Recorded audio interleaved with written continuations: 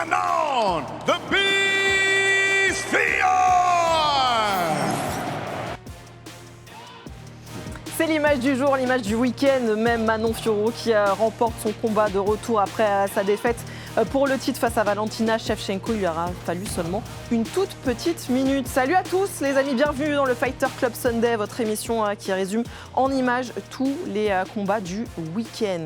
Sacha et Gialito sont évidemment au rendez-vous. Ça va messieurs? Flora est de retour, Gialito, c'est un truc Ça fait plaisir, ça fait content. tellement Ça va, longtemps. Flora Tu nous avais presque manqué. Ouais, presque. Pas abuser, non. Le presque qui est absolument horrible.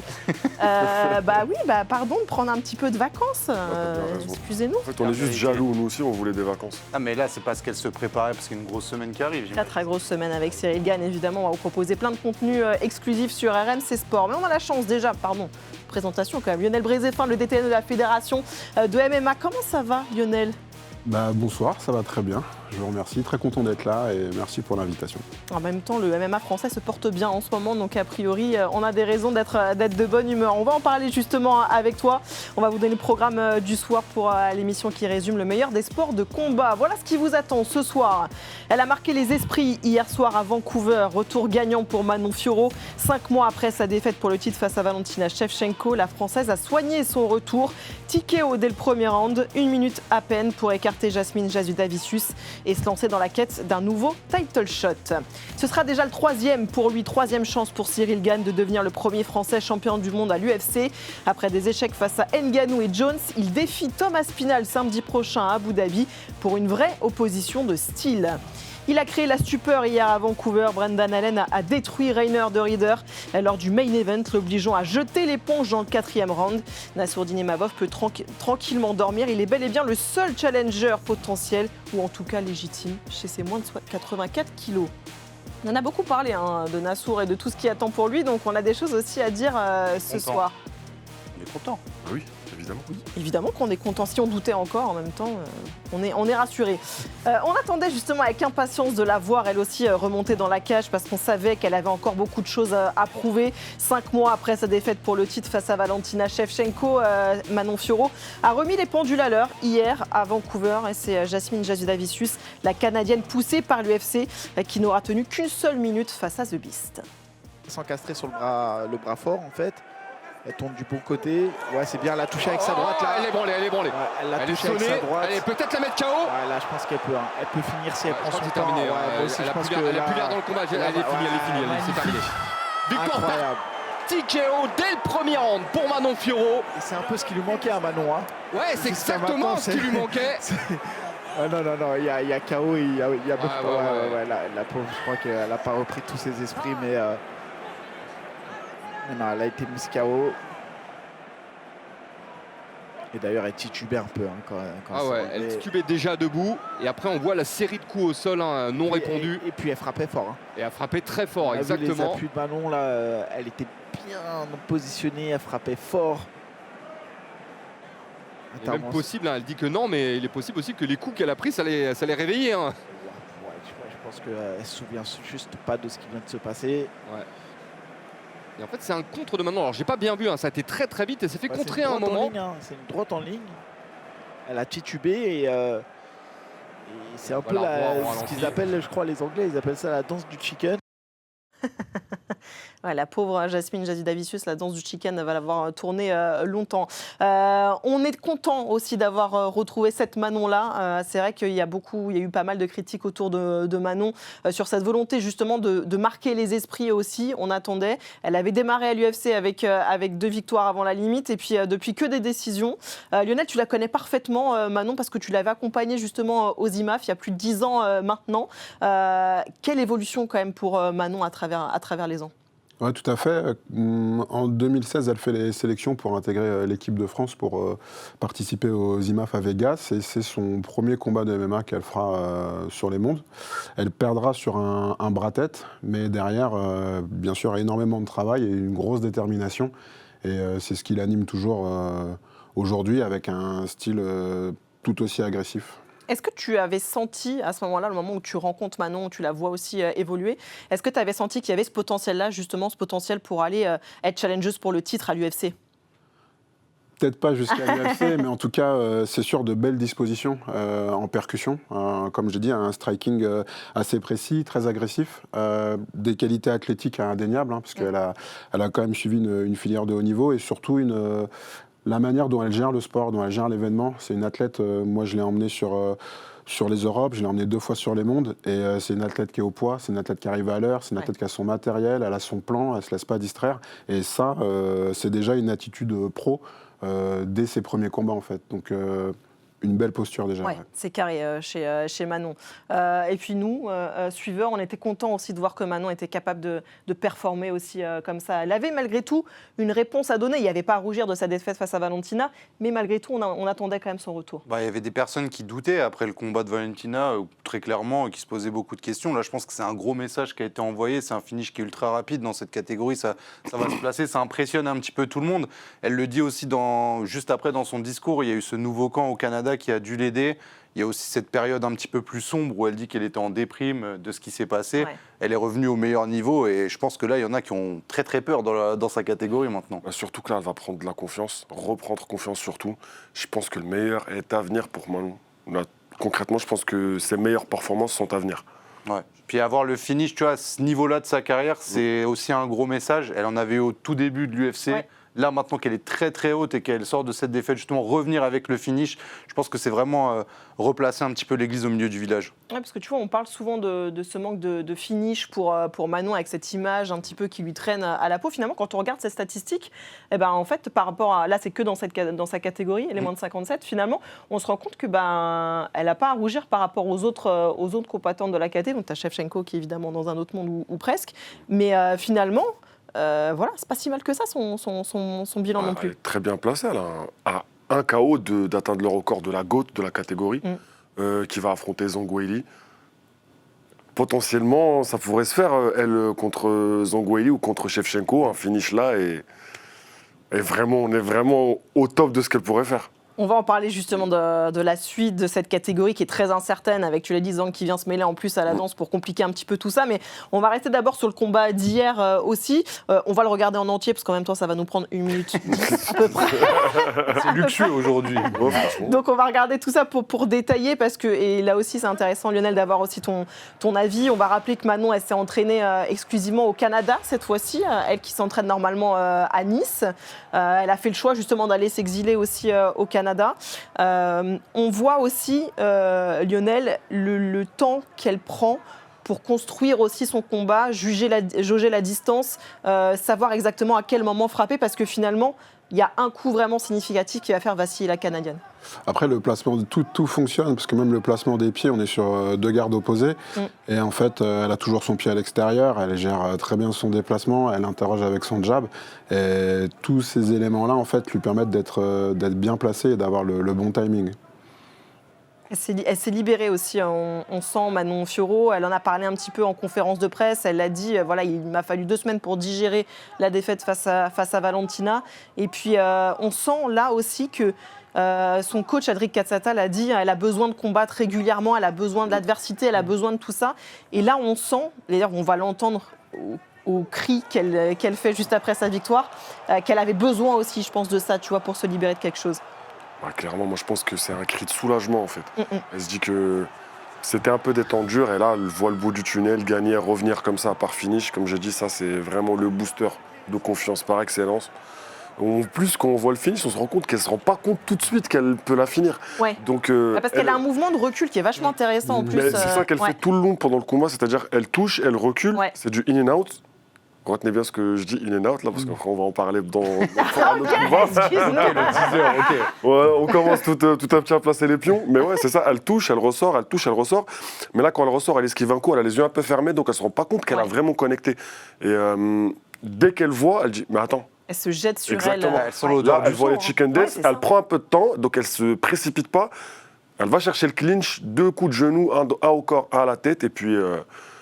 débité sur, voilà, on voyait des bonnes petites patates dans la tête de la Canadienne. Et non, voilà. Mais c'est alors vrai, regarde, tu vois qu'elle a les yeux fermés un peu parce qu'elle voit le coup venir un petit peu. Mais et dès qu'elle va ouvrir les yeux et voir, elle se dit ok, bah là c'est mon moment. Mais elle se précipite pas, elle se jette pas n'importe comment. C'est ça que j'ai apprécié. C'est ça, moi je trouve le gros révélateur de ce combat-là, c'est qu'on a toujours vu Manon très à l'aise dans tous les compartiments du combat. Là, on l'a vu vraiment appliquer une stratégie pour finir, en fait, une stratégie pour tuer, entre guillemets, et ça a été parfaitement fait. Et je trouve que c'est une grosse évolution. Je pense qu'elle a dominé énormément de combats parce qu'elle a vraiment toutes les armes debout, en lutte, etc. Donc elle pouvait un petit peu toujours amener le combat où elle le voulait, à part ce combat contre Shevchenko. Là, c'était vraiment un plan précis et méthodique, tu vois, un plan de tueur à gage un petit peu, et ça paye tout de suite, et c'est là où on voit la différence de niveau avec Jasudavicius, avec les autres de la catégorie, et je pense aussi on voit sa dimension physique, elle va très vite, elle ressort très très vite, elle prend quasiment rien, c'est très très fort ce qu'elle a fait. Alors maintenant, évidemment, la question qu'on se pose, c'est quelle est la suite pour Manon Fiorot? Évidemment, cette victoire, elle ne change rien pour elle au classement. Elle va rester numéro 2, puisque Jasmine était 5e au classement. Alors, tu l'as dit, tu l'as évoqué. Évidemment, le point important de cette KT, c'est que Weili Zhang arrive, monte de catégorie justement pour défier Valentina Shevchenko. Ce sera en novembre prochain. Et du coup, quelle peut être la suite pour Manon? Parce que on en a débattu hier avec Baba quand on faisait l'UFC Vancouver. Il y a très gros risque d'une trilogie potentielle entre Shevchenko et Zhang, qui pourrait retarder une nouvelle chance pour le titre pour Manon dans 1 an et demi au mieux, voilà, potentiellement. Alors qu'on sait que Manon aime être active. Voilà, donc elle va être obligée de combattre d'ici là. Donc, stylistiquement parlant, moi je dirais Natalia Silva. Qui est numéro 1 de la catégorie. Qui est numéro 1 de la catégorie. Ouais. Voilà, pour moi, c'est le style parfait. Elle vient du taekwondo, Manon, elle vient du karaté. Un peu un combat à l'ancienne d'arts martiaux, on va dire ça comme ça. Et moi, je trouve que c'est un bon match-up pour Manon qui frappe plus fort que Silva. Grasso, je pense qu'elle est sur la pente descendante. C'est intéressant aussi de la prendre, mais elle va devoir c'est moins de hype. un moment, Grasso, elle est. Ouais. Mais ça donnerait quand même moins de hype parce que Grasso, elle est quand même sur 2 contre-performances sur ses 3 derniers combats. Moi, je l'enlève de l'équation totalement, même Grasso. Ouais, oui, mais après, Manon, elle va bien devoir combattre quelqu'un, tu vois. Je pense Silva, parce que Silva non plus, elle ne voudra pas attendre que, voilà, Shevchenko... Là, Silva, pour l'instant, elle s'est mis un petit peu en retrait, justement, en attendant de voir ce qui se passe entre Zhang et Shevchenko. Pas sûr que même s'il y a un résultat, elle puisse prendre le... Non, parce que je pense que si Shevchenko gagne, Zhang aura pas de revanche, elle va redescendre dans sa catégorie, je pense. Ouais, reprend sa ceinture. Peu importe la façon dont elle perd. Oui, je pense. Et Shevchenko, si elle perd, elle a le droit au passe-droit ultime. Elle était championne, GOAT, mais après, c'est mérité. Qui est limité pour limité, voilà. Elle a défendu sa ceinture 8 fois ou 9 fois, si je ne dis pas de bêtises. Ouais. Donc, il y a un monde où Shevchenko gagne et il faut un nouvel adversaire. Donc, ça va être Manon si elle gagne contre Silva. Il y a la possibilité de Mitty Barber aussi. Je pense pas si sûr. Ouais, ça a été long. Barber, en vrai, à la place de Grasso. Ça a été très très long. Elle a eu, t'as raison de préciser qu'elle a mis déjà énormément de temps à avoir cette première chance pour le titre. On l'a fait beaucoup attendre à l'UFC. On sait que voilà, Manon, elle parle pas anglais, elle n'a pas forcément une image auprès de l'UFC. On a vu hier même l'interview de Daniel Cormier après dans la cage où il y en a beaucoup qui ont un petit peu réclamé le fait qu'elle aurait pu demander quelqu'un au micro, tu vois, elle ne l'a pas fait parce que c'est pas sa personnalité. Justement, peut-être que tu peux nous en parler, Lionel. C'est vrai qu'elle est vraiment concentrée sur le combat, Manon. Il n'y a que ça qui l'intéresse, en fait. Ouais, parce qu'après, c'est vrai que l'UFC, il y a cette dimension. Nous, parfois, on le regarde avec une dimension strictement sportive. Il faut savoir qu'il y a une grosse dimension économique derrière. C'est-à-dire qu'il faut que ça fasse du pay-per-view. Il faut que les gens aient envie de se connecter et de payer pour voir le combat. Et il y a tout un travail à faire. Je pense qu'elle a beaucoup évolué là-dessus. Je pense qu'elle est aussi très très bien encadrée. Je pense que la lecture d'Aldric, elle est parfaite là-dessus. Mais même avec ce bel encadrement, on se rappelle que ça a été quand même très très long. Et que c'était effectivement une belle opportunité. Et que là, je pense qu'ils vont encore un peu faire traîner et qu'il va falloir ronger son frein, je pense. Ouais, tu vois pas l'UFC redonner une chance à Manon rapidement, quoi. Moi, je pense que ça va prendre un petit peu de temps. Ouais. C'est pour ça que je dis qu'il ne faut pas rester inactif, parce que c'est la même chose. Et après, c'est toujours pareil, c'est que tu prends des risques aussi à être... Silva, je pense que stylistiquement, c'est parfait. On disait, il y a Barber Blanchfield qui va se faire prochainement. Alors, je ne sais plus sur quelle carte, je crois que c'est à New York, si je ne dis pas de bêtises, mais je peux me tromper. On sait que Barber, c'est une des combattantes... Tracy Cortez, on dit, Blanchfield. Autant pour moi. Alors, je sais plus Barber, elle est contre qui, mais je sais que Barber, elle a été va combattre bouquée. aussi. Ouais. Je sais que c'est une des favorites de l'UFC, même si elle a implanté un des derniers fights, ils vont chercher à la faire monter. Ça peut être justement cet adversaire-là, comme ça, elle restoppe quelqu'un qui était sur une bonne série. C'est un peu le même profil qu'avait Jasmine Jasudavicius. Et puis après, il peut y avoir Silva et il garde un petit peu Silva au frais. Et là, on pourrait avoir de l'activité avec peut-être 2 combats qui peuvent se faire assez rapidement pour Manon. C'est ça, elle va devoir à un moment donné nettoyer aussi un petit peu la catégorie derrière ce qu'elle a commencé à faire avec Jasmine. En tout cas, si on retrouve Manon dans cette forme à chaque fois, nous on signe tout de suite. Franchement, on s'est régalé. Tous les jours. Le main event de cette soirée Fight Night à Vancouver, là je sais que ça t'intéresse aussi, ça, Jailito. Ouais, beaucoup de choses à dire. Beaucoup de choses à dire pour pas grand-chose. En vrai. Beaucoup de blabla. C'était ce Rainer de Rieder face à Brendan Allens, qui était au départ, on va quand même le rappeler, une demi-finale dans la catégorie des moins de 84. Ça, c'était avant, quand Anthony Hernandez était booké sur ce fight, donc la catégorie de Nassourdine Imavov. Finalement, Hernandez a déclaré forfait, et donc Brendan Allen a pris le combat en short notice. Bien lui en a pris, pour le coup. Il a fait passer une très très mauvaise soirée à Rainer de Rieder, l'obligeant même à jeter l'éponge à la fin du 4e round.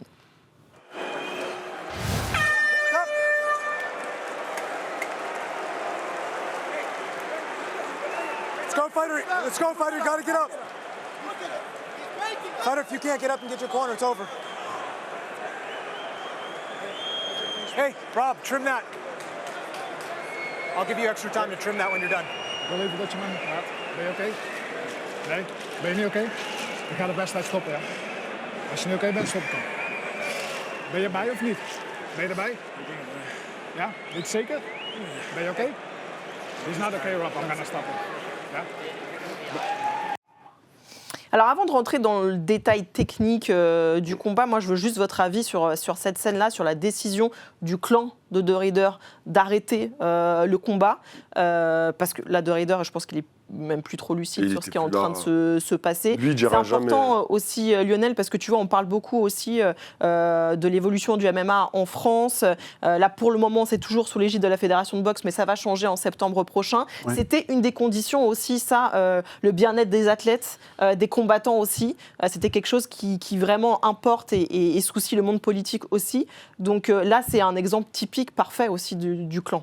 Ouais, c'est ça, on pense souvent que le coin, c'est juste de la remédiation technique. Mais faut pas oublier que le coin, c'est peut-être, pour moi, c'est le fil d'Ariane. C'est quand même c'est quand même quelqu'un qui peut arrêter le combat quand toi, t'es pas en mesure de le faire, t'as pas la lucidité de le faire. Et le coin, il sert aussi à ça, et je dirais même essentiellement à ça. Après, bien sûr, il y a la balance technique, mais le coin, il assure ta sécurité, en fait. Ouais, et c'est ce qu'a expliqué d'ailleurs le coach de Rieder après. Il a dit, je le vois combattre depuis des années. Là, je voyais bien qu'il n'était plus du tout en capacité de. On l'a vu épuisé de toute façon, Rainer de Rieder. Ah, c'était compliqué, il a passé une sale soirée, comme on dit, une mauvaise soirée. Il y a plein de choses qui pourraient expliquer ça. Il a été très inactif quand il était au One, il n'avait pas beaucoup de combats. Ancien double champion du One, Il arrive à l'UFC, il fait 5 combats, c'est son 5e combat de l'année. 5e fois qu'il fait un cutting où il perd minimum 11-12 kilos, ça pèse sur le corps. Donc c'est pas pour lui trouver des excuses. S'il n'était pas prêt à combattre, pourquoi tu fallait pas signer. En fait, il y a aussi faut dire la vérité. Il y a tout le contexte autour. Quand je parlais de cette demi-finale, c'est pas moi qui ai donné ce terme-là, c'est Dana White qui l'avait évoqué à ce moment-là, en opposition à celle de Nassour face à Caio Borraio à l'UFC Paris. On a eu envie à l'UFC de faire monter Rainer de Rieder aussi, c'était le plan. Et finalement, on va regarder en détail le combat parce que le début du combat est largement à son avantage. Donc on aurait pu se dire que ça allait bien tourner aussi pour lui, quoi. Il le domine au sol, sur ses points forts. Le match-up lui était favorable au début parce que Brendan Allen, c'est un grappleur, mais qui n'est pas un grappleur finisseur comme de Rieder, qui est une ceinture noire de JJB et de judo, avec beaucoup de finish en carrière. Mais là, ça a commencé fort et je crois qu'il s'est cramé. Et c'est pour ça que je pense que 5 combats dans l'année pour un mec qui cut autant. Il y a des images qui sont sorties juste un peu au début de la Fight Week où il était à 100 kilos habillé et il l'affichait fièrement. C'est là où je me dis il y a peut-être un problème. Donc on enlève les habits, les bottes, t'enlèves peut-être 3,5 kilos, 4. Donc il avait quand même beaucoup de kilos à perdre.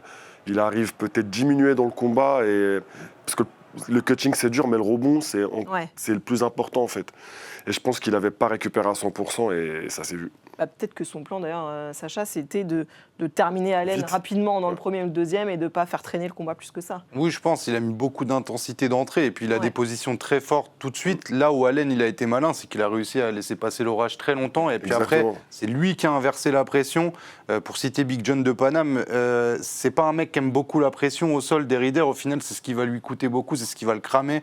Il a beaucoup insisté aussi sur les tentatives de soumission sur le dos, où forcément il bouge un petit peu dans tous les sens. Allen, il le frappe en même temps, il l'écrase. Et au bout d'un moment, c'était juste un peu trop. Ça devenait de la survie. Ouais, puis c'est des choses qu'on avait déjà vues dans ces défaites qu'il a eues au One. Il n'en a pas eu beaucoup, mais il y en a une sur laquelle on a un petit peu cette situation où il prend beaucoup de pression. Franchement, Allen a été très très bon aussi, il faut le dire. Bah ouais, on le voit là. Là, donc c'est au moment où Allen commence à prendre le dessus. Déjà, il défend mieux aussi les amener au sol. Et justement, ce que tu dis, c'est intéressant parce qu'on va le voir sur les images. Il va réussir justement à prendre l'avantage sur les attaques en fait de De Ruyter qui veut l'emmener au sol. Et une fois qu'il est au sol, il va réussir à retourner la situation pour se retrouver lui en position de force. Et c'est là où il a été fort aussi, Allen. Ouais, c'est magnifique parce que il va se retrouver sur des positions supérieures où c'est lui qui va mettre les frappes, alors que de base, voilà, il y a des positions très fortes, triangle de corps, donc on le bloque totalement et il est sur le dos. Et il va réussir à se retourner. En étant du mauvais côté. En plus. Et là, on va voir que c'est le moment où il commence à subir des Ryder. Il prend des coups de coude. Il n'a pas la même agressivité qu'Allen quand il est au sol aussi. Des Ryder sur les frappes qu'il met, il est moins dur, je pense. Là, il y a cet énorme triangle. Là, c'est peut-être le tournant aussi du fight, parce que je pense que De Ruyter, à ce moment-là, donne tout. Là, il s'est cramé sur il donne tout pour essayer de faire en sorte que ce triangle il fonctionne, sauf qu'on est à la fin du round. Et là, derrière, il va mettre déjà du temps à se relever. Là, il n'en peut plus. Mais je pense, Gialito, il utilise aussi des techniques de sol qui sont très consommatrices en énergie. Verrouiller les triangles de corps, plus tenir le mec en haut. Je pense qu'en termes d'usure musculaire, tu utilises tout le corps. T'as tout l'acide lactique. Ouais, c'est ça, tu te crames. T'es tout congestionné. Après, c'est difficile d'avoir de la mobilité, tu perds de la lucidité. T'arrives plus à respirer. En plus, t'as un mec qui a un profil un peu grappleur-lutteur comme Allen. Qui te met de la pression, qui te stack comme ça, qui te frappe fort. C'est très compliqué à gérer tout ça sur 5 rounds. Ouais, en fait, c'est ça. Sur 3 rounds, il aurait pu s'en sortir. Mais main event, 5 rounds, pour son 5e combat de l'année. C'est là où tu as raison, et on va le voir justement, cet enchaînement de combats pour De Ruyter, parce que c'est fou en fait de se dire ça, parce qu'il a fait ses débuts à l'UFC en novembre 2024. Donc il y a un an presque tout pile, il a enchaîné ses 5 combats. Clairement, Lionel, je te vois vraiment hausser aussi les sourcils quand tu vois ça. C'est trop pour un combattant de MMA d'enchaîner autant de fights dans une année. Autant de fights au haut niveau, j'entends, parce que vraiment là, on a en plus, Gialito le rappelle, le cutting aussi, tout ce travail-là, les déplacements, les camps d'entraînement. Voilà, comme ça a été dit, c'est déjà sur la charge, ouais, ça fait beaucoup. La récurrence, on voit qu'on est sur 2-3 mois, mais c'est surtout le cumulatif de tout ce travail de prépa, parce qu'un camp, c'est énergivore. Et les cuttings qui sont faits aussi, c'est énergivore. Même si les stratégies sur les camps, elles s'affinent, les gens prennent quand même moins de coups. Les camps à l'ancienne, où ils étaient vraiment beaucoup plus rugueux, aujourd'hui, il y a un encadrement qui est fait. L'UFC est assez vigilant là-dessus.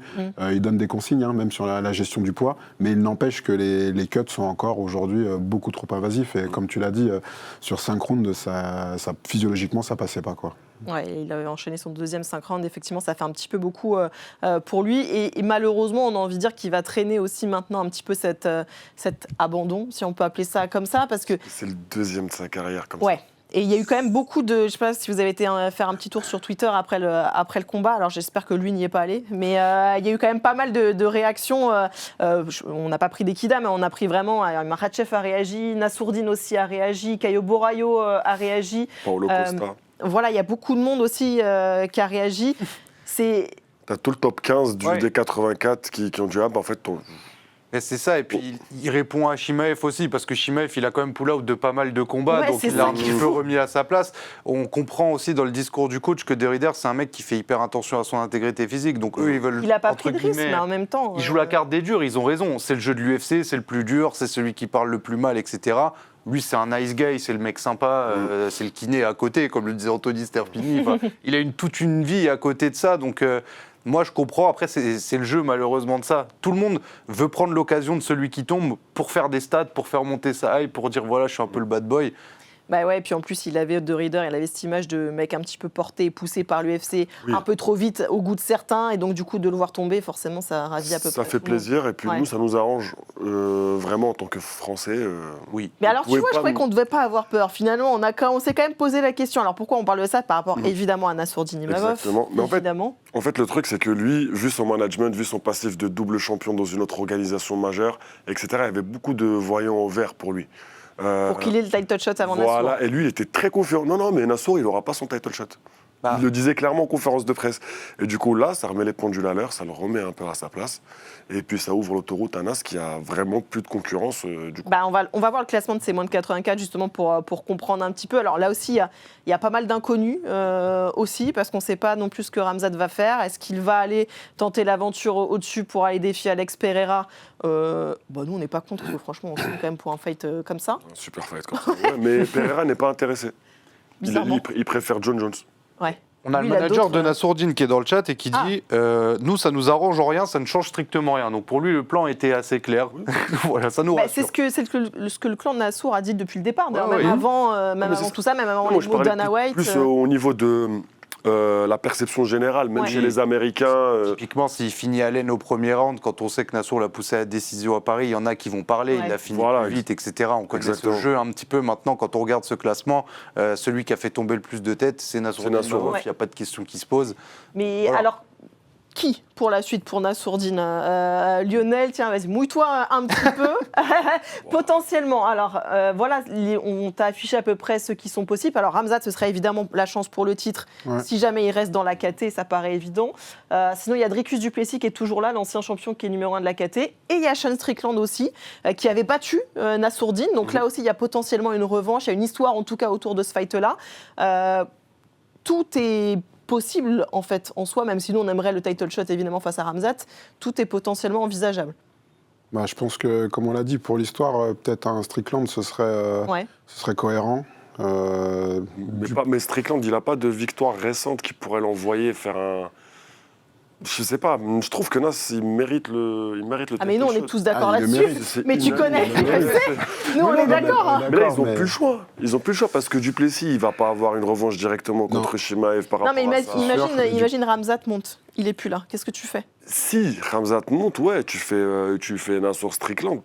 Mais encore, Strickland, il a un peu tué son image avec cette suspension. Limite, c'est presque Duplessis qui serait le... Ouais, c'est ça. Oui, ça serait logique. Le 1 contre le 2, comme ça, après, tu détermines bien qui est le challenger numéro 1 et... Ou pour une ceinture intérim, en attendant. Exactement. Ou si Khamzat il monte, comme ce qui se fait récemment, c'est qu'il va avec la ceinture. Le manager de Nassour, il n'a pas... Pas encore. On a demandé, mais je pense que c'est clair. Si, regarde, Nassour DDP, ceinture vacante. Ah, si ça monte. Ah oui, voilà, Nassour DDP. Pardon, je le vois, tu vois mieux que moi. Tes plus grandes lunettes. Bah oui, ça sert. Ouais, voilà, Nassour DDP, on est d'accord. Ah bah voilà, ok. C'est réglé, les gars. Si ça monte, voilà ce qui se passe, et si ça monte pas, Mais je pense pas que ça va monter, parce que de toute façon, Pereira n'est pas intéressé par ce match-up. Il préfère faire vraiment John Jones, il a dit, il s'est exprimé. Ouais, mais après, il faut que John Jones y revienne aussi, tu vois, s'il revient pas... ouais. Si tu es à l'abri de rien avec John Jones. C'est vrai, c'est vrai. Mais tu dis un money fight... c'est les Maison Blanche, tout le monde deux des plus gros noms. En plus, c'est poussé un peu par tout le monde. Je pense que ça. Il y a 25 combats sur la carte. Joe Rogan a dit que ça serait le plus gros combat de l'histoire de l'humanité. Oui, mais on connaît. Il abuse un petit peu. On connaît les Américains, on sait que c'est le truc. S'il y a un moment dans l'existence de l'UFC où tu peux marquer le coup, c'est le truc à la Maison Blanche, l'anniversaire de Trump, et on connaît les liens entre les deux. Ils vont essayer de faire tout ce qu'il est possible de faire, je pense, ce jour-là. S'ils arrivent à trouver des aliens pour combattre dans ce cas-là, ils vont le faire. On en est là, je pense. Après, ce qui est sûr, c'est qu'a priori, Khamzat, je le vois pas combattre à la Maison Blanche. Déjà qu'il a eu du mal à avoir un passeport pour. Non, c'est bon, c'est réglé. Depuis que Trump est revenu, il est aux petits oignons là-bas. Il est bien. Bon, on verra pour la suite, en tout cas pour Nassourdine. On espère très vite le revoir dans la cage, évidemment, a priori en 2026. L'autre image de cette UFC Fight Night à Vancouver, et là aussi, Lionel, j'aimerais bien avoir ton avis. C'était lors du premier combat de la carte principale. C'était Kyle Nelson face à Matt Frevola. Je ne sais pas si tu as vu les images, on va te les montrer. On est à la fin du premier round. Le Canadien, il est en train de détruire Frevola, voilà, qui est au sol. Et jette bien un œil au chrono aussi. Il reste 3 secondes. Et l'arbitre décide d'arrêter à ce moment-là, juste là. À ce moment-là, tout le monde pense que du coup, Nelson a remporté le combat, même le réalisateur, la salle, tout le monde croit. Et là, tu vois l'arbitre qui lui dit non, va te remettre à ta place parce que c'est pas terminé. Et en fait, derrière, le combat va reprendre et va même aller au terme des 3 rounds, alors que tout le monde à ce moment-là, y compris l'UFC d'ailleurs, pense que le combat est terminé. Y compris Frévola. Mais qu'est-ce qui s'est passé? Tu as évolué dans le monde un petit peu des juges, toi aussi. Raconte-nous qu'est-ce qui se passe en fait à ce moment-là. C'est aussi le premier combat. Faut se chauffer. C'est du rodage pour tout le monde. C'est du rodage. Les classements et les placements des juges ne sont pas du tout anodins. C'est-à-dire qu'il y a un arbitre référent et ils sont aussi placés par niveau d'expertise. Enfin, pas d'expertise, mais plus par expérience. Donc forcément, le premier combat, on va mettre un arbitre aussi qui rentre comme ça un peu sur la soirée. Et puis, il y a énormément de pression aussi sur les épaules des arbitres. Ils savent qu'ils sont vus, que c'est worldwide, ça fait beaucoup de pression et ça reste des humains. Ouais, et c'est c'est un local, combattant local. Et ça fait vraiment beaucoup...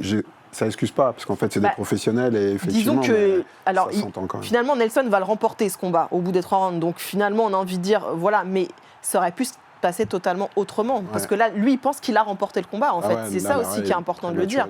Donc, tu as tout l'influx nerveux qui redescend aussi pour lui à ce moment-là. C'est dramatique. Célèbre, là. C'est ça. C'est dur de re-rentrer dedans. Et puis, en plus, il y a quelques semaines de ça, tu as eu la situation où tu as un combat qui devait être terminé, que c'est pas terminé, et finalement, c'est l'autre qui a gagné. Ça fait plusieurs semaines où il y a des trucs bizarres. Et pour cet arbitre en question, il a été assez cohérent sur la soirée, parce que c'est pas sa seule erreur non plus. C'est vrai, derrière. Donc, au moins, il a été régulier sur l'événement, et c'était pas son meilleur événement en tant qu'arbitre, je pense. Heureusement que c'était pas sur le main event, parce que je vais vous rappeler peut-être des souvenirs, mais Bisping contre Anderson Silva, c'était à peu près ce qui s'était passé. Silva a cru qu'il avait gagné, au final, non. Bon, finalement, ça se termine pas trop mal, sauf pour Matt Frévola qui va nous enchaîner 3 défaites de rang quand même à l'UFC. Il n'y a pas que les Français qui battent Matt Frévola, après Fareziam, après BSD, tu vois. Il y a aussi les Canadiens, les cousins. Les Canadiens, voilà, c'est ça. La performance de la soirée, elle est signée justement d'un Canadien, c'est Charles Jourdain, qui était initialement prévu en prélims et qui a finalement été monté sur la carte principale. Et là aussi, l'UFC a eu le nez creux. Parce que quelle performance de la part du Canadien qui a réalisé une masterclass face à Davy Grant.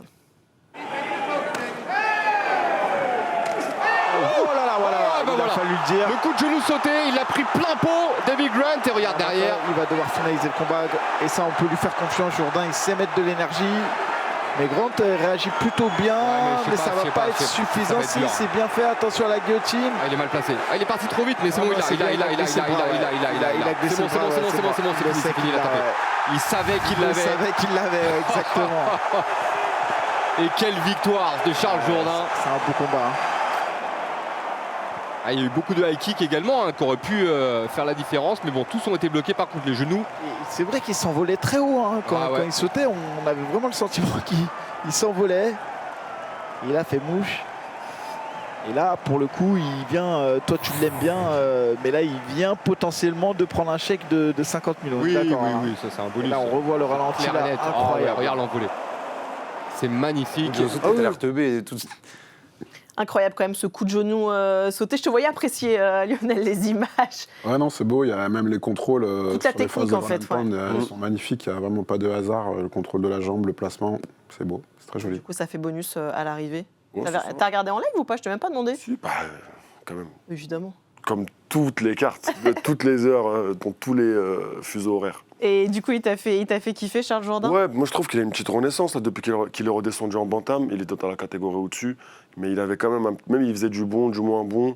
Il avait quand même un petit déficit de puissance. Et là, je trouve qu'en bantam, il s'est trouvé. Il est encore jeune, on le voit depuis longtemps à l'UFC. Mais il y a son frère aussi d'ailleurs qui vient de signer. Dans son coin et qui a signé aussi à l'UFC. Et il a quel âge, Charles Jourdain? 28 ou 29. Je pense que là, il va se relancer une bonne. Enfin, il aura une bonne deuxième. C'est un bon point de départ. Ouais, exactement. On va marquer une courte pause sur RMC Sport 1 et puis on revient juste après pour parler justement du rendez-vous à ne pas manquer. Le week-end prochain, samedi prochain, c'est Cyril Gane qui remonte dans la cage pour sa 3e chance pour le titre chez les lourds. À tout de suite.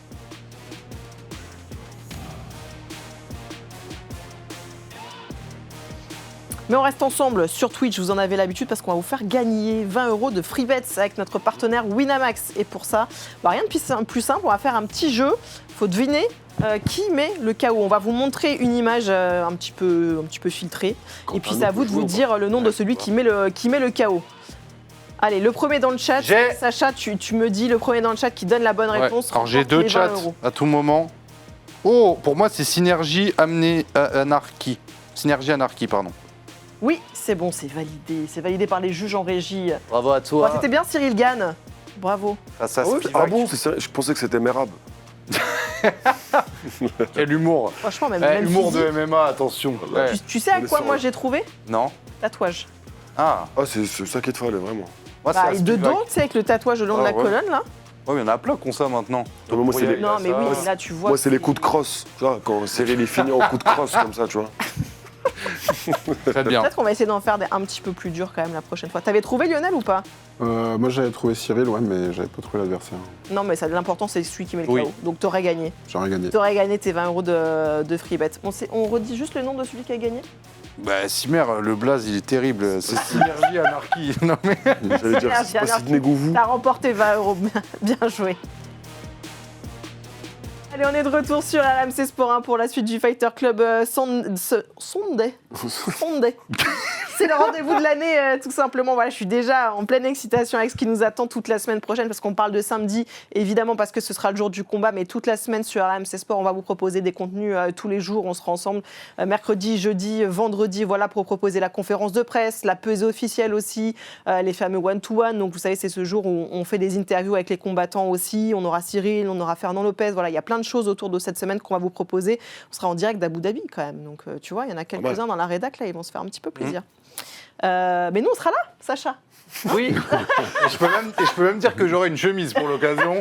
J'ai investi et tout, les choses vont se passer bien. Bon, en tout cas, c'est quand même le moment où un Français peut entrer dans l'histoire aussi de ce sport et devenir justement le premier tricolore à être champion du monde à l'UFC. Une nouvelle fois, c'est Cyril Gann qui a cette chance, sa 3e chance après les défaites face à Francis Ngannou et John Jones. Il est à l'UFC depuis 2019. Cyril Gann, il est monté quand même très vite jusqu'à cette première chance. Donc, c'était en 2022, perdu à la décision face à Ngannou.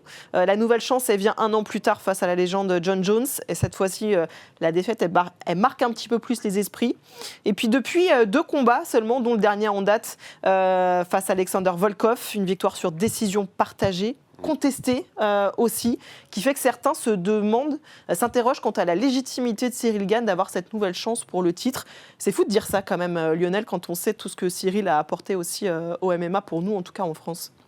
Ouais, je pense que non, il y a une légitimité pour qu'il aille la chercher. Ouais. La population, elle n'est pas énorme dans cette caté-là et ça reste c'est tout à fait logique. Ouais, cette défaite, tu vois, le lapsus, cette victoire face à Volkov, non, elle a fait beaucoup parler et notamment, on se rappelle de cette image quand Volkov sort de la cage et Dana White qui vient le voir en lui disant tu viens de te faire voler. C'est fou quand même. T'es pas d'accord là-dessus sur ce vol, toi? Non, ouais, c'est plus l'attitude d'aller voir l'athlète et sortir comme ça. C'est pas correct. Non. En fait, il y a eu trop de mauvais signaux parce que quand Cyril sort, lui aussi, il a la tête un peu basse, il n'est pas très content de sa performance, il boite parce que bon. Les gens sont au courant, il s'est cassé le pied sur plusieurs endroits dès le premier round. Il a quand même réussi à prendre une décision face à un combattant qui n'est pas facile, qu'il affrontait pour la 2e fois. Bah, c'est ça, il était à 2 doigts de sauter l'interview aussi, Cyril. Donc ça ne jouait pas en sa faveur. On disait que il fuyait un petit peu cette situation qui pouvait être inconfortable. Maintenant, on remet dans le contexte de cette blessure. Il ne se fait pas déborder de ouf par Volkov, etc. C'était un combat qui était très serré. Et Volkov qui est devenu grappleur alors que c'est un mec debout, quoi. Et puis c'est un Volkov qui est au top du top de sa forme. Il est sur une série de 4-5 victoires, je crois, à ce moment-là. Une renaissance pour lui, carrément. Vraiment, hein. Et puis c'est même pour ça qu'il voulait vendre le storytelling. C'est un nouveau gars. Il a tombé aussi Pavlovich. Pour Aspinall, ça marchait aussi. Et bien on voit que Gann était toujours sur un autre niveau pour un combattant comme Volkov. Et malgré cette renaissance, ça ne suffisait pas. C'est fou d'avoir cette interrogation de savoir si Cyril Gann mérite le title shot. Si on regarde le classement, si on est le plus basique et terre-à-terre possible, si on prend le classement, Cyril est numéro 1 de cette catégorie. Donc forcément, ça paraît logique que ce soit lui le challenger. Et puis, il y a cette histoire aussi avec Thomas Aspinall. Tu vois, ça fait un moment qu'il se tourne autour, ça fait un moment qu'il se cherche. Forcément que l'UFC avait envie aussi de mettre un point final à cette histoire entre les deux, parce qu'on a souvent dit que Cyril n'avait pas répondu aux différents appels de Thomas Aspinall. Voilà, il faut qu'il y ait cette explication entre les deux. C'était inévitable, de toute façon, que ce soit pour la ceinture ou le combat d'après. Ou pas, ils se seraient affrontés. C'était inévitable qu'ils s'affrontent. Donc là, on va avoir les réponses dans 5 jours, ça 6 jours 5 jours 6 jours. 6 jours. Ça, oui. Ouais, voilà. 5 jours dans Parce que 1 heure et quelques. Oui, Voilà. parce que on va le rappeler que c'est en prime time. En prime time. Et ça, c'est le petit bonus pour nous, Français, C'est d'avoir ce combat à Abu Dhabi, c'est que ce sera 20h30, le début de la carte principale, ici en France. Donc Cyril vers 23h, 23h30, Magnifique. un samedi soir. Franchement, C'est parfait, sachant que Thomas Spinal est anglais aussi. Donc Ouais. Bah oui. ils ont mis toutes Ils ont les fait un chances de leur petit peu, côté pour avoir le maximum ouais. d'audience. On va avoir des combats gratuits aussi à 18h pour bien Ouais. commencer la soirée, pour bien fédérer autour de Cyril Gane, créer un gros mouvement autour de lui. Ça peut être la soirée qui marque l'histoire du MMA. Je pense que Lionel, il attend ça. Si Cyril, il prend la ceinture UFC, les licenciés, etc., on explose, non? T'as vu vraiment un changement justement sur... nous, on le voit parce qu'on diffuse le MMA maintenant depuis des années, on voit à quel point la hype autour de ce sport a grandi depuis plusieurs années. Est-ce que toi, tu le ressens justement aussi dans les salles? On a l'impression que tout le monde aujourd'hui veut faire du MMA en fait. Je vais vous décevoir. Il n'y a aucune corrélation entre pas la corrélation entre le nombre de licenciés et puis la hype du MMA. C'est pas linéaire. Hein. Ouais. Ça marche si les salles prennent des licences. Mais si les gens pratiquent sans licence, en fait, il n'y a pas d'effet de bord côté fédéral. Donc en fait, on a des gens qui pratiquent et on a des salles qui jouent le jeu. Mais si les salles ne prennent pas de licence, en fait, c'est complètement invisible sur le champ fédéral. Ouais, mais il n'empêche que, voilà, on est bien sûr un Français avec la ceinture de l'UFC, ça reste l'objectif. Par-dessus tout. Ce serait fou, ce serait fou. Et je voulais aussi ton avis sur... on parlait tout à l'heure de Manon qui a fait tout son camp d'entraînement à Vancouver. Cyril est parti à Dubaï justement aussi pour faire son camp. Le fait que les Français choisissent de s'expatrier aussi pour faire leur camp, est-ce que tu le comprends? Comment tu vois les choses, toi? Il y a plusieurs facteurs parce que c'est vrai que la gestion des journées, la gestion des conditions climatiques, etc. Il y a aussi à ces niveaux-là, qui sont des niveaux de haute performance, ça rentre dans la balance. Donc ça ne veut pas dire qu'on n'a pas les éléments en France ou qu'on n'aurait pas pu le faire en France. Mais je pense que aussi bien Aldric que Fernand sont des gens qui connaissent très très bien les stratégies d'entraînement. Et c'est des choses que tu retrouves sur du très haut niveau dans d'autres disciplines. Et c'est pas anodin que d'aller dans des endroits où...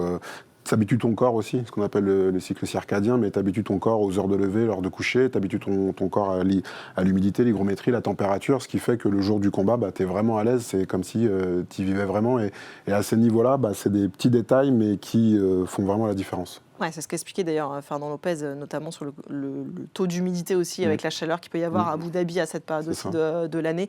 C'est super intéressant. On va parler un petit peu de l'adversaire aussi en face, Thomas Spinal. D'ailleurs, excellent film RMC Sport à retrouver sur YouTube, sur l'adversité aussi entre les deux hommes.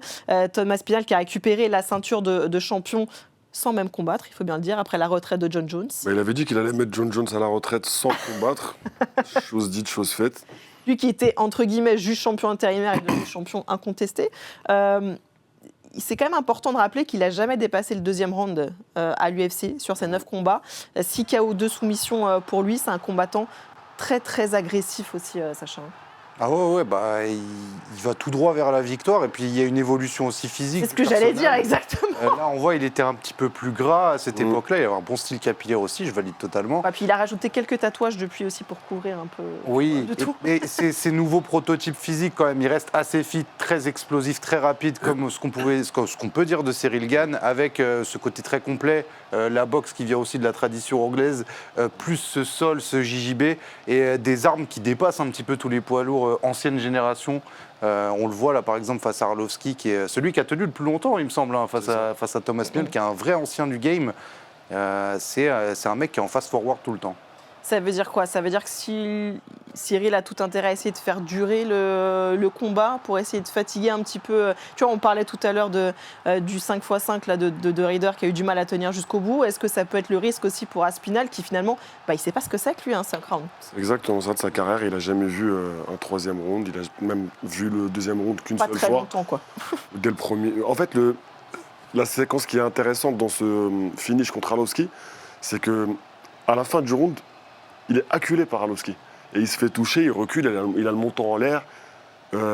Donc il est rentré, il a ajusté directement avec j'appelle pas ça un takedown, c'est un tacle de rugby qu'il a fait. C'est que ça. C'est un takedown, mais c'est un tacle de rugby. Ouais. C'est une technique il l'a saqué particulière. avec la tête bien au milieu à la Georges Saint-Pierre. Il le ramène et il essaie de l'étrangler le plus rapidement possible. Donc peut-être, moi, dans mon esprit, c'est que c'est peut-être quelqu'un qui panique, en fait. Je me dis peut-être ça. Donc à voir comment il va réagir si Cyril le frustre un peu et fait durer un peu le combat. Et on a des passifs, on a un passé. On peut penser à Francis Ngannou qui finissait tous ses adversaires très tôt. Première fois qu'il combat en 5 rounds pour la ceinture face à Stipe Miocic. On a Miocic qui arrive à annuler un petit peu son jeu, à faire durer, finalement à s'imposer à la décision. Bon, après, c'est une autre histoire parce que Francis revient très en pétard et il couche Stipe Miocic. Mais tu vois, il y a eu cette découverte du nouveau monde des 5 rounds.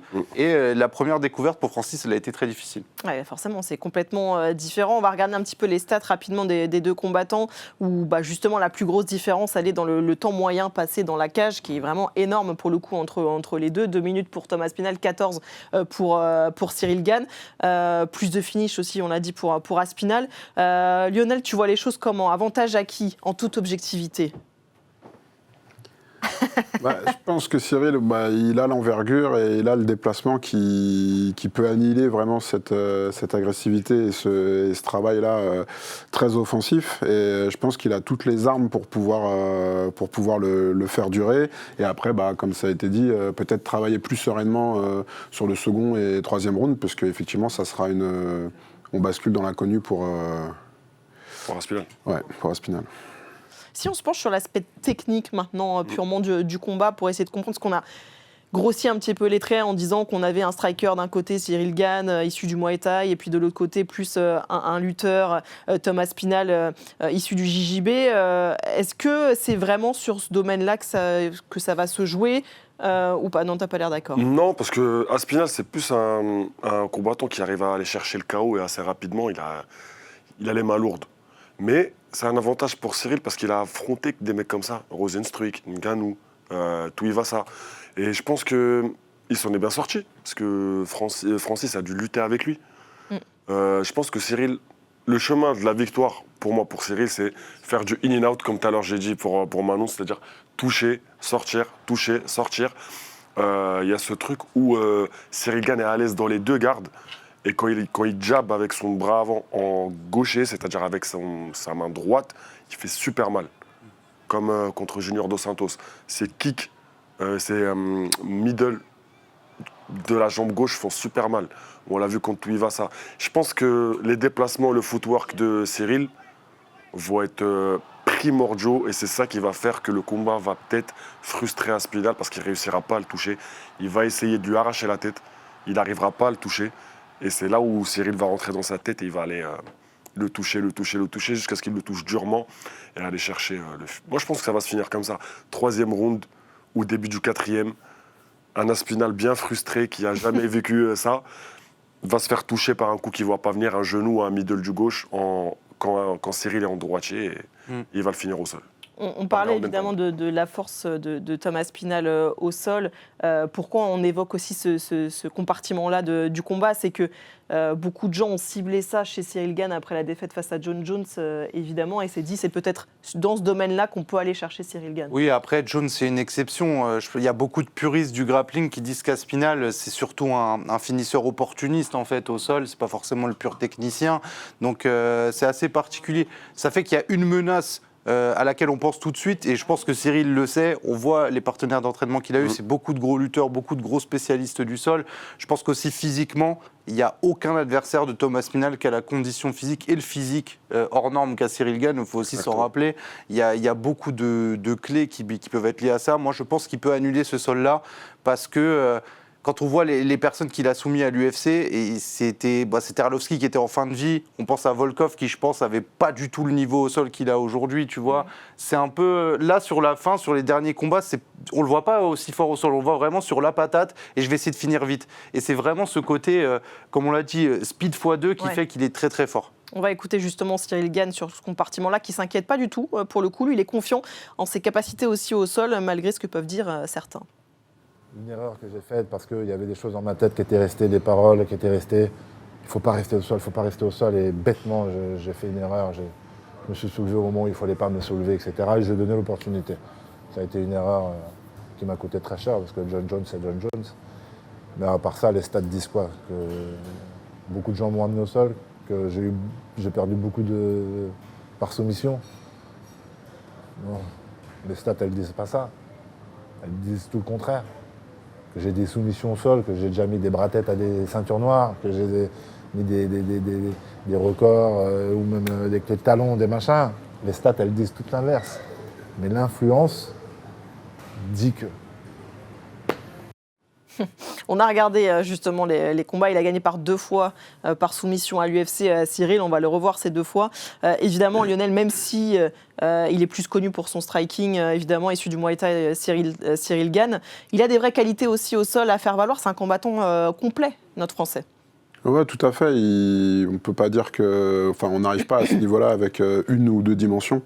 Et parfois, on a du mal à se représenter le niveau au sol, notamment sur le MMA. On ne se rend pas vraiment compte, mais le niveau reste monstrueux parce que ne serait-ce qu'arriver à défendre ou à se dégager, ça nécessite déjà une bonne connaissance technique. Exactement. C'est son 3e combat de MMA de sa vie, ça, je crois. C'est vrai que tu as raison de le dire, parce que quand il débarque à l'UFC... Il a 2 combats avant. Ouais. Cyborg, on voit un mec qui est grand, qui est fit, qui est rapide, qui soumet, qui derrière va en striking hyper propre et esthétique, hyper technique. Il se dit mais c'est quoi ce mec qui débarque concrètement? Et Aspinall, c'est aussi un petit peu le même effet avec ce côté peut-être plus lourd, plus finisseur. Mais les deux, c'est vraiment les anomalies avec Francis qui sont arrivés dans cette catégorie des poids lourds. Les autres n'ont jamais pu faire ça. C'était des spécialistes un peu plus unidimensionnels, tu vois. Exactement. Et tu l'as évoqué aussi tout à l'heure, et ça, on va y revenir, Jalito, parce que là, on voit évidemment qu'il est très bon au sol aussi, Cyril. Son point fort, malgré tout, reste le striking. On l'a vu face à des combattants aussi forts debout. Il arrive à gérer cette distance, justement. Il arrive à gérer tout ça, à rester debout. Donc, finalement...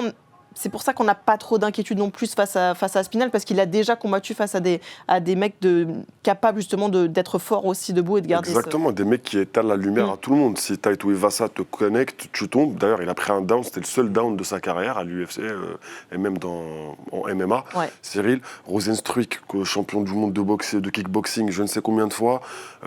J'ai même pas besoin de présenter Francis Ngannou. Malgré ça, il n'a jamais été vraiment inquiété sur le striking. Bon, une fois, un coup qu'il n'a pas vu venir, il ne faudra pas le reprendre contre Aspinall, ça c'est une certitude. Mais il a transformé Francis en lutteur, entre guillemets. Derek Lewis aussi. Derek Lewis, pardon, je l'ai oublié, le recordman de KO à l'UFC. Donc franchement, c'est pour ça que moi, c'est une des raisons principales qui me fait dire que si il fait son jeu d'habitude, footwork, in and out, c'est-à-dire en déplacement, rester mobile, sortir, rentrer, ça va le faire. Vraiment sur ça, je pense que lui, Fernand Lopez, ils sont d'accord. Il y a un game plan qui est préparé par rapport à ça. Et je suis super confiant par rapport à au moins cet aspect du fight. T'es super confiant. Ça fait des mois que je dis ça. Ça fait des mois que je dis ça parce que je dis c'est l'occasion ou jamais pour Cyril de enlever tous les doutes qu'il y a sur lui et de se rattraper pour tout ce que les gens ont dit sur lui. Moi, je trouve que c'est un phénomène. C'est intéressant que tu évoques ça et avec Lionel aussi, parce que c'est vrai que Cyril, c'est l'un, si ce n'est le porte-étendard du MMA en France. Il a eu cette double chance pour le titre. Depuis toujours, il est le Français le mieux classé aussi à l'UFC. Et pourtant, on lui est tombé dessus plein de fois. Le grand public lui est aussi tombé dessus pour cette défaite, notamment face à John Jones. Ça va vite quand même aussi. Pour les athlètes, c'est dur. Ouais, c'est très dur parce que ça reste un sport-spectacle. Les grilles de lecture, elles ne sont pas non plus toujours pertinentes. L'activité, aujourd'hui, il y a tout le monde qui se en permet de discute. donner les voilà. Donc, c'est ça aussi. Mais non, et surtout, les gens se représentent difficilement ce que ça représente d'arriver à ce niveau-là. Et le niveau aussi des gens qu'on affronte, comme tu l'as dit, par rapport au palmarès, par rapport à la puissance dégagée. C'est des Formule 1, en fait. Donc, il y a beaucoup de gens qui roulent en Twingo. non, c'est quand même un gros niveau, quoi. Ouais. Jalito, pour conclure cette partie-là sur Cyril Gane, tu as une petite minute maintenant, face caméra, pour nous dire, devant toi, je pense. C'est là, voilà. ok. Ouais, c'est tourné vers toi. Ok. Pour nous dire comment Cyril Gane va battre Aspinall. Ça va être un mix de ce qu'il a fait contre Tuivasa, contre Derek Lewis. C'est-à-dire, il va toucher, ressortir. Je vais le répéter encore une fois, le in and out. Toucher, ressortir, changer de garde, frustrer Aspinall. Parce qu'il n'a pas l'habitude d'affronter des mecs qui sont aussi mobiles. Le seul mec qui se rapprochait à peu près du niveau de mobilité de Cyril Gane, c'était Pavlovich.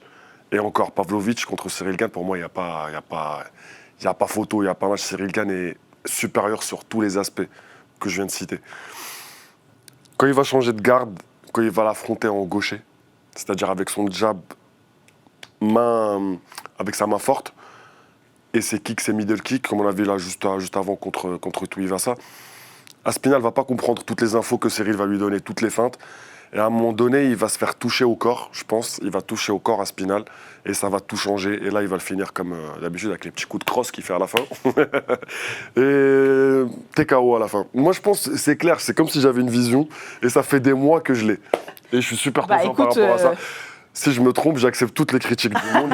J'espère pas. On va bien rigoler, mais j'espère pas. Mais j'espère voir Cyril réaliser cette vision. Voilà, je compte sur toi, mon gamin. Fais-moi plaisir. J'ai pas envie qu'on me vanne. Moi, je pense que lui non plus, il n'a pas envie qu'on le vanne. Il en a déjà pris plein, le pauvre. Voilà. Et puis, on a posé la question pour les autres. On va se poser aussi la question pour Cyril.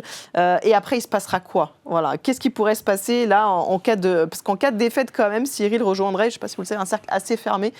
Des combattants qui ont eu 3 chances pour le titre et qui ont perdu les 3. Est-ce que tu peux m'en citer un sans regarder là? Là, c'est 3. J'en ai un qui a 2, c'est Gaethje. Il y a Poirier. Ouais. Poirier. On pense. Il y a Dustin Poirier, Colby Covington notamment, Alexander Gustafsson aussi. Ouais. Voilà, il rejoindrait. Mais alors, il y en a beaucoup qui évoquent, peu importe d'ailleurs l'issue du combat, ça pourrait être le dernier combat de Cyril Gane. Peu importe ce qui se passe samedi soir. Qu'est-ce que vous en pensez? Je pense pas. T'en penses quoi, toi, Sacha? Moi, je pense pas, parce qu'en fait, il y aura une autre demi-finale sur la même carte avec un petit... c'est Almeida-Volkov, je crois. Donc je pense qu'il a de quoi de redéfendre sa ceinture. Ça me ferait plaisir de le voir face à Almeida aussi, qui le demandait. Qui est cette menace du sol dont on parle finalement. Je pense qu'il peut se faire aussi anéantir si Cyril devient champion. Je pense qu'il y a un storytelling aussi à faire avec ce France-Angleterre. Est-ce qu'on pourrait ramener l'UFC à Paris? On sait qu'on est bons clients, qu'on sait remplir des salles. Est-ce qu'on peut ramener un UFC numéroté à Paris?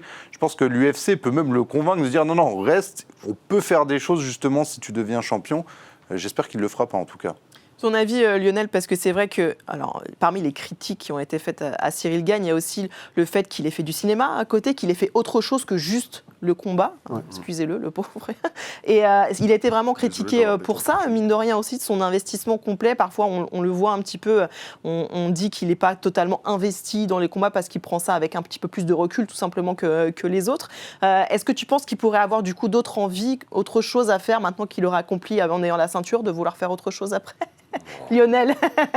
Moi, je pense qu'effectivement, il a un rapport au MMA qui est un peu qui est spécifique. Hein. C'est le sien et ça s'entend parfaitement. Ça fait très longtemps qu'il combat. Si on cumule aussi avec le pied-point, les corps s'usent, les motivations aussi.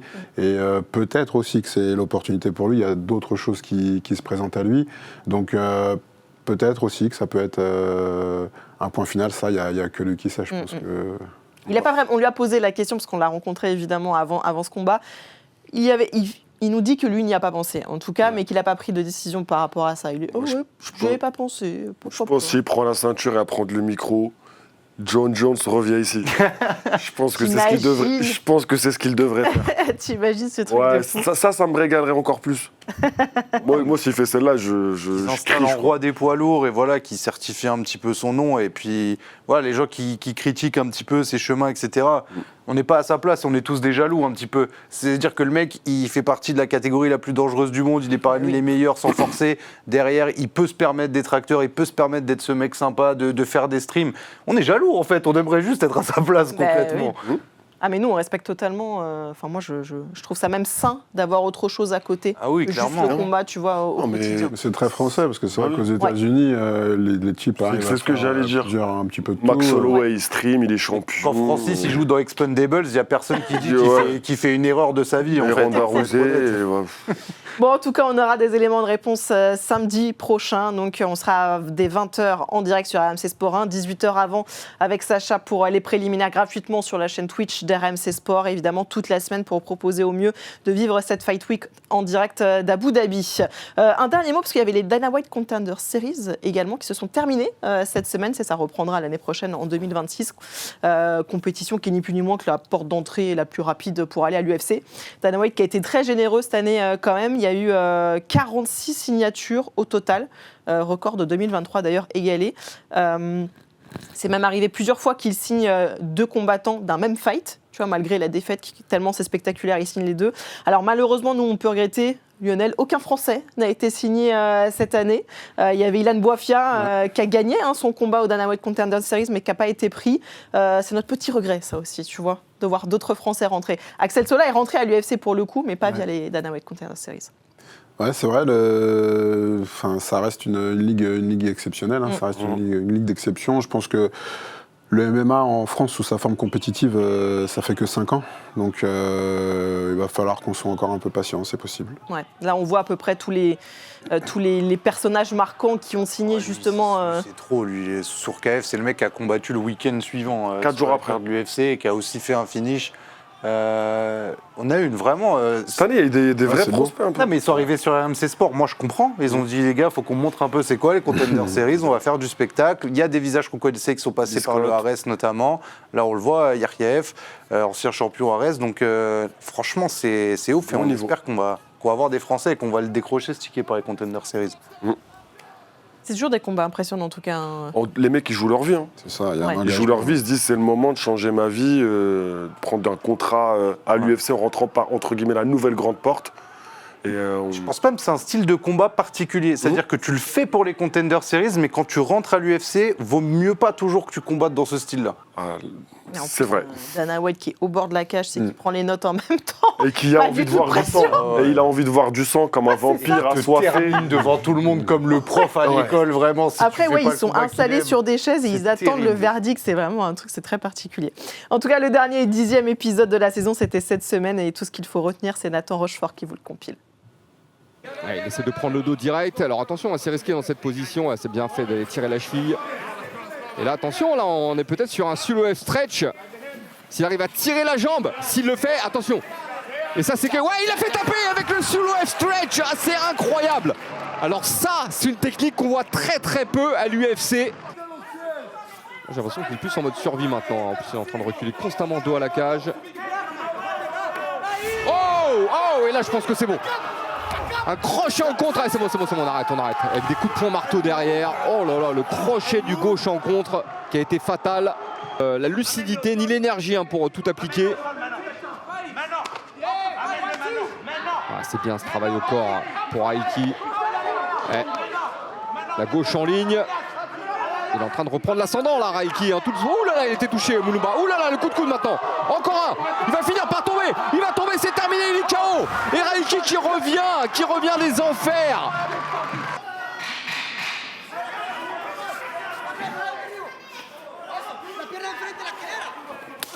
Wow. Et le coup de coude retourné, il a mis KO sur le coup de coude retourné. Le timing était parfait. Oh là là là là, quelle victoire. Quelle victoire. Et on le sentait qu'il préparait ce genre de truc. C'était les dernières secondes du round. Il l'a préparé. Et Conor O'Neill qui ne le voit pas arriver du tout. Oh là là là là là. On était à peu près tous en plateau comme Antoine. Oh là là là là là. On arrive à la fin de cette émission. Un dernier mot quand même, Lionel, avec toi, parce que nous, on a la sensation, suiveurs du MMA, que tout va bien pour le MMA français aujourd'hui. La professionnalisation est à son max. Je le disais, la fédération va devenir totalement indépendante en septembre 2026. Tout va bien ? T'es un homme heureux aujourd'hui ? Tout va bien. Très convaincu. Non, tout va bien. Il y a quand même des beaux résultats. Là. L'équipe de France est revenue des championnats du monde avec 7 médailles. 2 médailles d'or, 1 médaille d'argent, 4 médailles de bronze. Pour un effectif de 13 combattants. Donc on a une belle conversion. Le niveau qu'on a sur la MMA League, qui est la Ligue amateur, il est de plus en plus élevé, ce qui nous permet d'avoir ces résultats sur les championnats du monde. Et donc ça augure des pros qui vont aussi être de très très bonne qualité. Et ça va être maintenant les premières générations et on va voir ce que ça va donner. Donc sur le plan compétitif, je pense que ça marche bien. Après, l'objet fédération, il n'est pas encore très bien connu, très bien maîtrisé par les clubs. Les clubs ne prennent pas de licence. Les licences servent à faire vivre le MMA en France. Il n'y a pas que l'ARES, Hexagone, UFC. Enfin, il n'y a pas que ça. Le MMA, il doit se développer. On a du MMA éducatif aussi qu'on doit proposer. Il est important qu'on ait des gens qui commencent le MMA très tôt, comme on le fait dans le judo et dans plein d'autres sports. C'est comme ça qu'on arrive à créer de l'excellence. Et pour ça, il faut qu'on ait un vrai mouvement fédéral avec des gens qui se licencient, des clubs qui s'affilient, qu'on puisse avoir une vraie cartographie du territoire, quoi. Le message est passé, en tout cas, Lionel. Et en tout cas, nous, on est rassurés parce que pour l'avenir du MMA, ce que tu nous annonces sur les chiffres et les résultats aussi aux IMAF, c'est quand même très, très positif pour la suite et pour l'avenir de ce sport.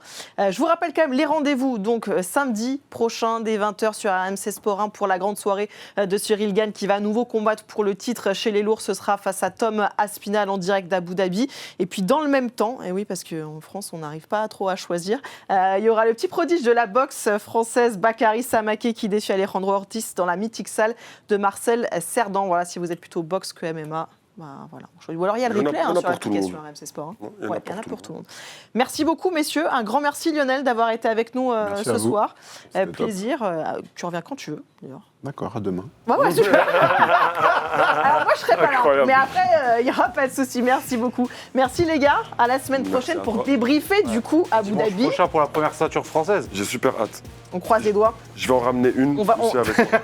Promis, on redécoupera l'extrait de Jalito qui nous dit que Gane va gagner. Voilà. Ça se passe. Merci à tous, merci à Anthony Sterpini, à Oscar Joss, à Hugo Pérez ce soir aux manettes. Merci à tous et puis on se retrouve dès dimanche prochain pour le Fighter Club Sunday et toute la semaine pour la Fight Week de l'UFC à Abu Dhabi. Ciao.